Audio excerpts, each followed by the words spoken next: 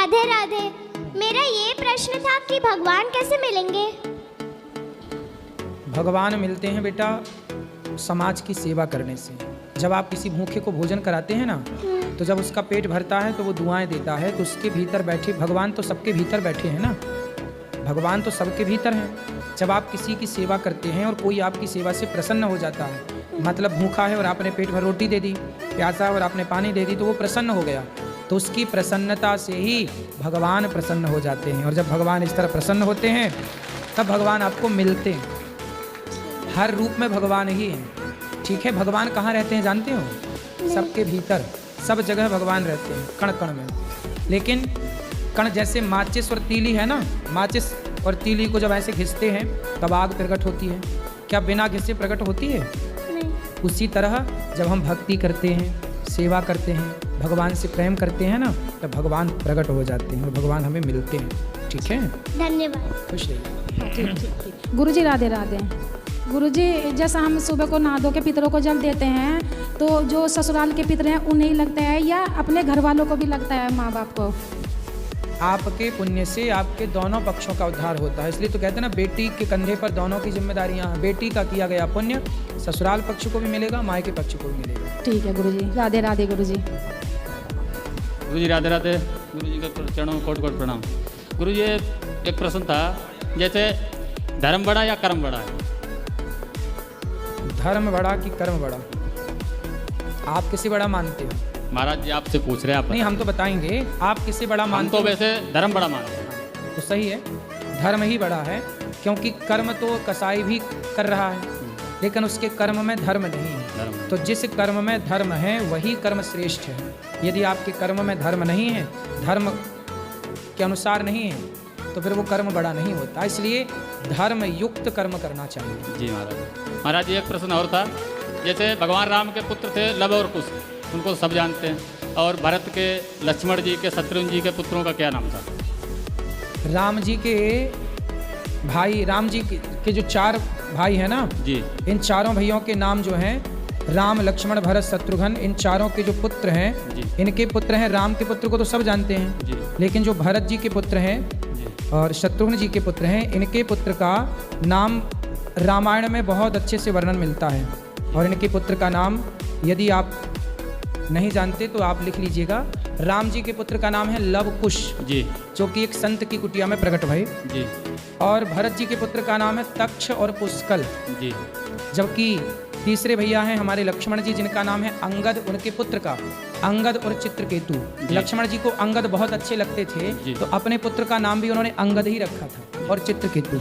तो जबकि शत्रुघ्न जी के पुत्र का नाम है सुबाहु और श्रुतसेन। जी, तो ये चारों भैयों का नाम है, और चारों भैयों के 2-2 पुत्र हुए हैं। जी। अब ये 2-2 पुत्रों को फिर राजा भी बनाया भगवान ने।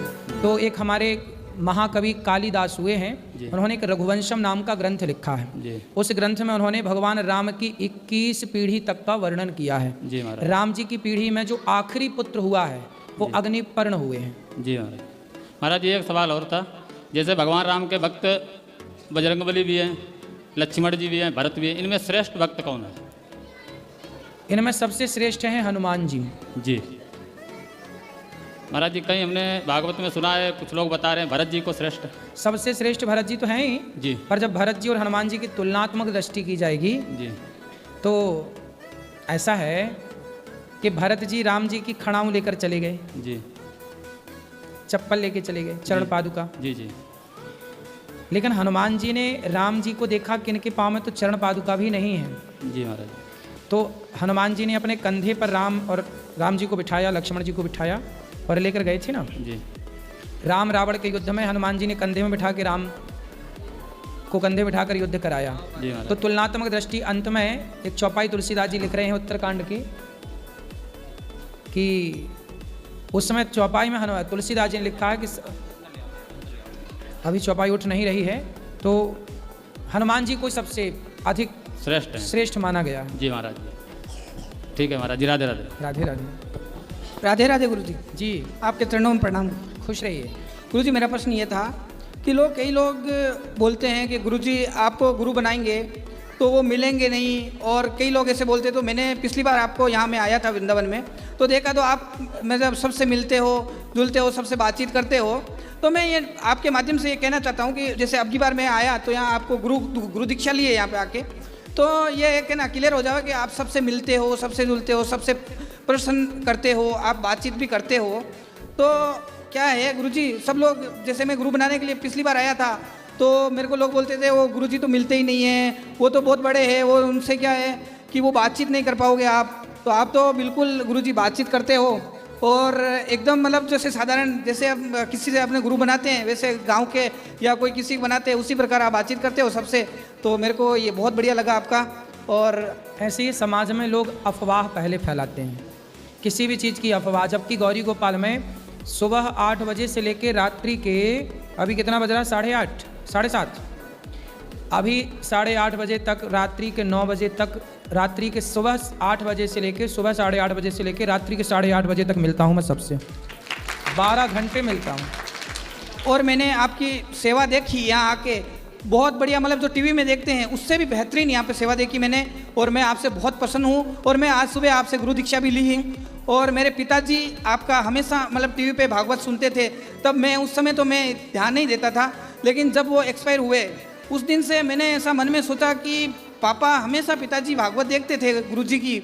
और मैंने जब पहली बार आपकी भागवत कथा सुनी उसके बाद मैं डेली मेरे घर में मैं जितनी समय मोबाइल चलाता हूँ आपकी भागवत कथा चला के और रख देता हूँ, सुनता रहता हूँ। और घर में सब लोग आसपास के जितने भी मेरे और जितने भी जैसे मेरे को मिलते हैं मैं फॉलो करता हूँ आपका, उनको अनिरुद्धाचार्य जी टाइप करके देता हूँ, फॉलो करके देता हूँ कि आपकी ज़िंदगी और भी सुधर जाएगी और आपके जो जीवन में है बहुत से बदलाव आएंगे। आप इनकी है ना रीले वगैरह या भागवत कथा सुनो तो आपके जीवन में बहुत बदलाव आएगा। और गुरुजी आप मेरे पिताजी तो चले गए लेकिन आपके हमेशा आपकी चर्चा करते थे, घर में परिवार में कोई भी आता था तो आपकी हमेशा चर्चा करते थे कि वृंदावन में अनिरुद्धाचार्य जी हैं तो उनके पास कभी मिलना हो तो वहाँ जाके। और गुरुजी एक बोलते हैं सब लोग कि गुरु का पैर, जैसे गुरु अपनी दीक्षा लेते हैं तो गुरु का पैर वहाँ जैसे घर पे पड़ना चाहिए। तो कहाँ रहते हैं आप? मैं नागौर डिस्ट्रिक्ट के एक छोटे से गांव है पिंडिया करके है, वहाँ रहता हूँ। वैसे मेरी कर्म भूमि तो सूरत है, जन्मभूमि पिंडिया करके गांव है, वहाँ रहता हूँ। चलिए, आपने मंत्र लिया, आप इसी बहाने वृंदावन आ गए, इसी बहाने आते रहेंगे जी। तो हम तो सबके घर रोज ही जाते हैं टीवी के द्वारा, सबके घर आपके पिताजी देखो सुनते हैं, हम तो रोज हम सबके घर ऐसे सबके घर नहीं जा सकते, तो टीवी के द्वारा सबके घर जा के आप सबको देखो बुलाते हैं और आप लोग वृंदावन आ जाते हैं। जी गुरुजी, राधे राधे। गुरुजी मेरे परिवार को आशीर्वाद दीजिए, सब खुश सब रहिए, अच्छा सबको रहे। आशीर्वाद। जी सुखी गुरुजी। रहिए। महाराज जी आपके चरणों में सादर प्रणाम, सादर चरण स्पर्श। महाराज जी मैं जबलपुर से आया हूँ, आपके शहर के, मतलब आपके जहाँ बेसिकली आप जहाँ से हो मैं वहाँ से आया हूँ। और मैं सोशल मीडिया पे देखता था आपको, अभी भी देखता हूँ, हमेशा देखता हूँ, लोग बहुत सारे फ़नी वीडियोज़ काइंड ऑफ आपके बारे में बनाते हैं, तो देख के अच्छा भी लगता है। और मतलब महाराज जी मैं कई बार डिप्रेस्ड होता हूँ और मैं आपके वीडियोज़ देखता हूँ तो मुझे बहुत अच्छा लगता है, रिलैक्स होता हूँ पॉजिटिव वे में। और महाराज जी मैं मतलब ना मैं कुछ यहाँ लेने आया हूँ ना मैं कुछ मांगने आया हूँ, क्योंकि राधा रानी बांके बिहारी इतना कुछ दे चुके हैं हमें, इतना कुछ दे रहे हैं कि यहाँ मांगने की कोई ज़रूरत नहीं है। और मैं आप सभी लोगों से हाथ जोड़ के विनती कर रहा हूँ, श्री जी बांके बिहारी से आप लोग कुछ मत मांगिए, यहाँ पे आप आ जाओ, यहाँ पे भंडार है और बांके बिहारी कृपा करते हैं। और जो बरसाने वाली हमारी श्री जी है ना, उनको बरसाने वाली सिर्फ इसलिए बोलते हैं क्योंकि वो कृपा बरसाती हैं और बरसात का कोई रूप नहीं होता कि कितनी बरस जाए। तो सिर्फ और सिर्फ आओ, दर्शन करो, गुरुजी के दर्शन करो, आप बहुत अच्छा फील हो। गुरुजी मैं तो आप आज धन हो गया। और महाराज जी मेरी वाइफ, मतलब मैं गुटखा खाता हूँ मतलब था आज से पहले, मतलब अभी से पहले, मैं थोड़ी देर पहले आया था, मैंने आपका आशीर्वाद लिया। और महाराज जी मैं गुटखा खाता था, मैं आज यहाँ अपना प्रॉमिस करके जा रहा हूँ कि मैं आज के बाद कभी गुटखा नहीं खाऊंगा। और जो लोग भी खाते हैं उनसे मैं रिक्वेस्ट कर रहा हूँ, प्लीज़ मत खाओ मत खाओ मत खाओ। गुरुजी प्लीज आशीर्वाद दीजिए। की सेवाओं का दर्शन किया? बिल्कुल महाराज जी दर्शन किया और मैं बहुत खुश हूँ महाराज, बहुत खुश हूँ। आप जो कर रहे हो राधा रानी मेरे को तो दे रही है, आपके ऊपर और करे ताकि आप जितनी गरीब माताओं के लिए कर रहे हो और अच्छे से कर पाओ महाराज जी। बस मैं इतना ही टाइम लूंगा, आप बस आशीर्वाद दीजिए। महाराज जी मेरा दोस्त है, इसकी शादी है और ये भी आप जबलपुर से है, इसको आशीर्वाद दे दो। राधे राधे गुरु जी। खुश रहिए। कहाँ से हो? जबलपुर से। जबलपुर से तो ये है, मैं कानपुर से हूँ। अच्छा जी, आपको अभी मैं रील भी दिखा दूं, आपकी रील हम दोनों शेयर करते रहते हैं और हम दोनों बहुत मन था आपसे मिलने का। और आप ये समझिए कि आकस्मिक इतनी बड़ी बात हो गई कि हम लोग ट्रेन में बैठे हुए थे ई रिक्शा में और भैया मिल गए। हमने कहा कि भैया हमें बात करनी, तो भैया ने कहा अभी बात करा देंगे। ये ऊपर वाले की बहुत बड़ी दृष्टि है, सच्चे मन से आए थे और हो गए। खुश रहिए। राधे राधे गुरु जी। राधे राधे, सुखी रहे सब। राधे राधे गुरु जी। हाँ जी, आपको चरणों में कोटि कोटि प्रणाम। खुश रहिए। बोले लड्डू गोपाल को किस टाइम सुला सकते हैं? आप कितने बजे सोते हैं? हम तो 10 बजे सोते हैं गुरुजी। बस 9 बजे उन्हें सुला दो, 8 तो बजे जैसा सुला। सुला सकते तो नहा धोआ के सुलाएं। मतलब कि जैसे मतलब जोनते हैं वो दिन नहीं सुला सकते, कान्हा जी को छू सकते हैं। सुनो, सुबह नहाते हो ना? हाँ ऐसा है कि यदि आप दिन में, हाँ गुरुजी। हम कथा में बताते हैं ना कि लघु शंका जाओ तो जी 4 कुल्ला कर लो, 5 करते हैं गुरुजी। फिर आप शुद्ध हैं। शौच करने जाओ तो स्नान, यदि आपने दिन भर में शौच करके स्नान किया है तो फिर स्नान कर चुके हैं, फिर हाथ पांव धुल के भगवान को सुला दीजिए। यदि आपने शौच किया और स्नान नहीं किया तो फिर स्नान जरूर करना चाहिए। तो नहीं शौच करने करते के हैं बाद गुरुजी। स्नान करना चाहिए। और आप यदि ये नियम फॉलो करते हैं जी, तो शाम को सब- केवल हाथ पांव धुल के ही भगवान को सुला दिया गुरु करिए। दीक्षा लिए हैं गुरु, सब नियम पालन करते हैं। फिर आपको शाम को हाथ पांव धुल के ही भगवान को सुला देना चाहिए। गुरु जी आपको जैसा कोई कथावाचक नहीं है, आपको जैसे इतना आवाज अच्छा है ना कि मत पूछिए। आपको जैसा किसी की आवाज नहीं है, हैं? आपको जैसा किसी की आवाज नहीं है।